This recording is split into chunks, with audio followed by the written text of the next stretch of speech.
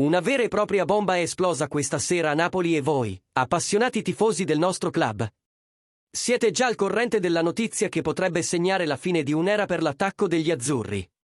Come sempre, qui sul canale vi portiamo le informazioni più affidabili e aggiornate dai retroscena del Napoli.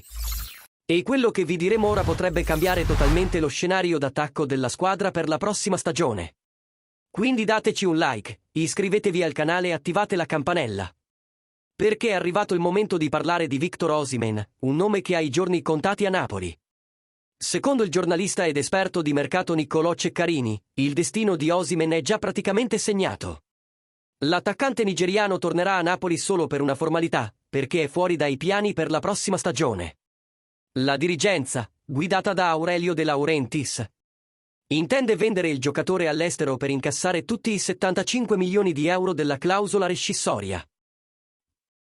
La Juventus ha anche provato a inserirsi nella mischia, ma le difficoltà finanziarie e la chiara intenzione del Napoli di non rafforzare le dirette rivali rendono l'affare praticamente impossibile. Il Manchester United, dal canto suo, si è tirato indietro nella trattativa, soprattutto a causa dell'elevato stipendio di Osimhen, che supera i 10 milioni di euro a stagione. Di conseguenza, la destinazione più probabile al momento è il calcio arabo e l'Al Hilal è ancora una volta il principale interessato, disposto a pagare i costi di ingaggio per avere l'attaccante africano come nuovo volto del progetto. La partenza di Osimhen è una decisione strategica del club per generare ricavi e finanziare un'importante revisione della rosa, con un occhio alle competizioni di alto livello come la Champions League. Ma il mercato partenopeo non è fatto solo di partenze.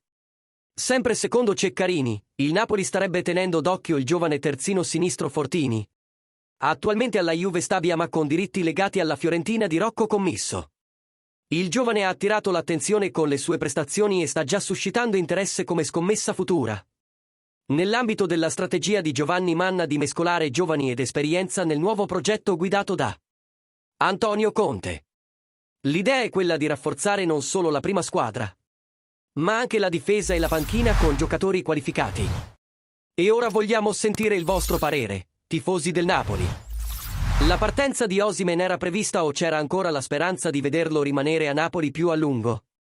E Fortini, vale l'investimento o sarebbe meglio puntare su nomi più affermati? Commentate qui sotto, vogliamo sapere cosa ne pensate. E naturalmente, se vi è piaciuto questo super aggiornamento di mercato, fateci i vostri super ringraziamenti per supportare il canale e continuare a seguire tutte le notizie sul nostro glorioso Napoli.